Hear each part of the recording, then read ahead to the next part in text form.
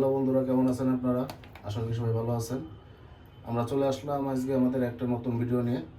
আমরা আজ দুই ভাই রাঁধুনি, আমাদের কোনো সঙ্গী নাই। আজকে আমরা দুজনে রান্না করব।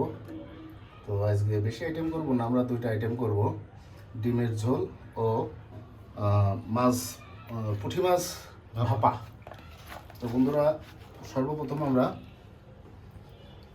পুঁটি মাছগুলা দিয়ে দিব। এটা আমরা কাঁচাই কাঁচাই মানে একদম কাঁচা কাঁচাই ভাপা করবো, তাই তো? হ্যাঁ, কাঁচা কাঁচা। এটা আবার জয়া সুদীপ তো খাইতে পারে না, বুঝছিস? সুদীপ তো আবার একটু ভাজা মাছ হইলে ভালো হয়। আমরা এরকম ভাপাই খেলেও সুন্দর লাগে। আর ভাজাটার একটা টেস্ট এক একজনের রুচি, অভিরুচি আর কি। কেউ কাঁচাটা ভালোবাসে, কেউ ভাজাটা ভালোবাসে। তো আমরা আজকে ভাপা করব কাঁচা কাঁচায়। যাই হোক, মাছগুলোর মধ্যে আমরা কিছুটা হলুদ দিয়ে দিলাম। এবার কি যাবে? লবণ।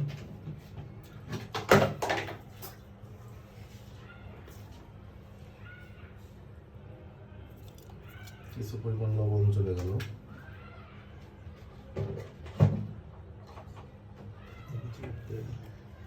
এবার যাবে তেল। সয়াবিন তেল দিলে বলে না, সরিষার তেল দিলে বলে? সরিষার তেল দেব অল্প। আচ্ছা, সরিষার তেলও যাবে। এবার আমরা মশলাটা আগে থেকে ব্লেন্ড করা মশলা আমরা দিয়ে দিব। এর মধ্যে দেওয়া কি জন্য দিলাম? ধনেপাতা, আদা, পেঁয়াজ, রসুন, কাঁচামরিচ ও জিরে, কাঁচা জিরে একসাথে ব্লেন্ড করে আমরা দিয়ে দিলাম। আসলে বন্ধুরা, আমরা ধনে পাতাটা একটু বেশি দিছি। ধনে পাতাটা বেশি দিলে আপনারাও বেশি দিতে পারেন, বা এর অভিরুচি যার যার। আমার মনে হলো একটু ধনে পাতা বেশি দিয়ে দেখি কেমন লাগে। যেহেতু কাঁচা ভাপা হবে, মনে হয় যে ভালোই লাগবে। দেখা যাক, দেখি কী হয়। তেলটা, সরিষার তেলটা দিয়ে নাও আগে, তাই না? সরিষার তেল পরে দেবো, আগে এটা দিয়ে মাখাই পরে উপরতে সরিষার তেল দিয়ে আচ্ছা আচ্ছা বন্ধুরা, এখন এটা মাখানো হবে।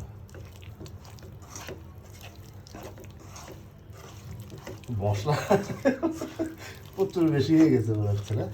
হ্যাঁ, ধনেপাতা দেওয়ার জন্য মনে হচ্ছে মশলা একটু বেশি। আচ্ছা ভাই, এটা কতক্ষণ, মেলাক্ষণ ধরে ফুটাইতে হবে না নাকি? না না, এটা সর্বোচ্চ 10 মিনিট। ঝটপট রান্না বন্ধুরা। আমরা ভালো করে মিক্স করে নিব মাছটা। মিক্স করা হয়ে গেছে আমাদের। এদিকে ম্যারিনেট করে 2-3 মিনিট রেখে দিতে হবে। হ্যাঁ, রেখে দেবো। বন্ধুরা, আমরা এখনো চালটা ধরাইনি। আগে একবারে ফ্রাই প্যানেই একবারে মাখাইলাম আমরা, তাই না? দেখেন বন্ধুরা, কালারটা এমনিতেই ভালো চলে আসছে এখনই। আমরা কিছু পরিমাণে খাঁটি সরিষার তেল দিয়ে দেব।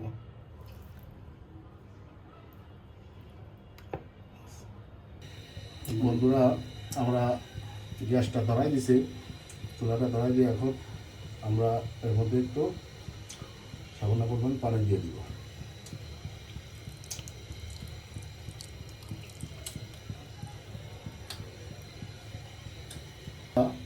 এটা কয় মিনিটের জন্য?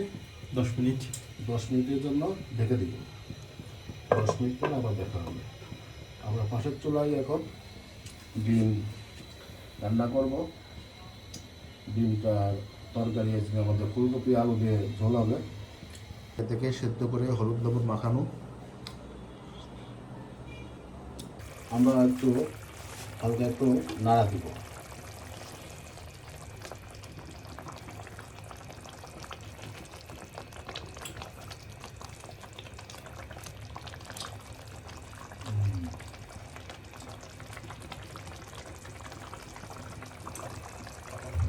হালকা একটু নেড়ে আবার ঢেকে দিব। বন্ধুরা, আমরা এখন ডিমটাকে একটু হালকাভাবে ভেজে নিব।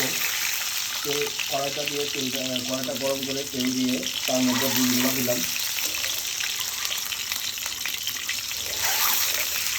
বন্ধুরা, আগে থেকে কেটে রাখা আমাদের কচি ও আলু আমরা দিয়ে দিলাম।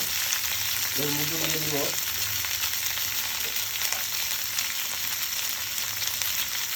পরিমাণ মতন হলুদ গুঁড়া।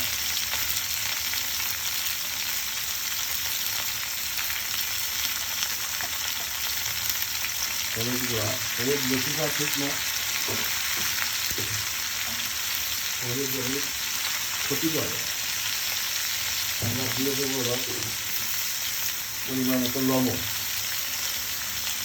বন্ধুরা এটা দিয়ে আমরা ভালো করে ফুলকপি আলুটাকে একটু ভেজে নেব। বন্ধুরা আমরা আরেকটু এটা নেড়ে চেড়ে দিব। আমাদের এটা মনে হয় হয়ে গেছে নাকি? হয়ে গেছে এটা আমরা দেখলাম। বন্ধুরা এটা দিয়ে যে খাওয়া হয়ে যাবে, ডিম না হলেও চলবে আমাদের, আমাদের মনে হচ্ছে। আমাদের পুঁটি মাছ ভাপাটা হয়ে গেছে, এখন আমরা ঢেলে দিব।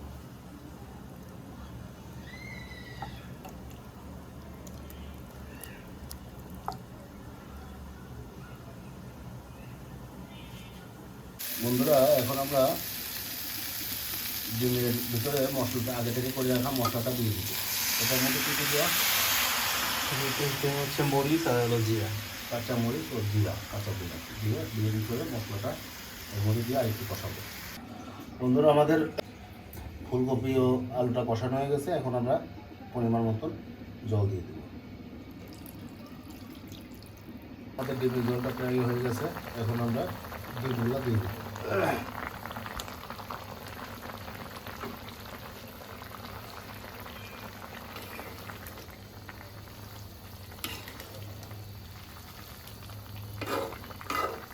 আলু হয়ে গেছে না? হয়ে গেছে নাকি? হয়ে গেছে। বন্ধুরা আমাদের ডিমের ঝোলটা হয়ে গেছে, আমরা ভিডিওটা এ পর্যন্ত দিই। দেখা হবে আগামী কোনো এক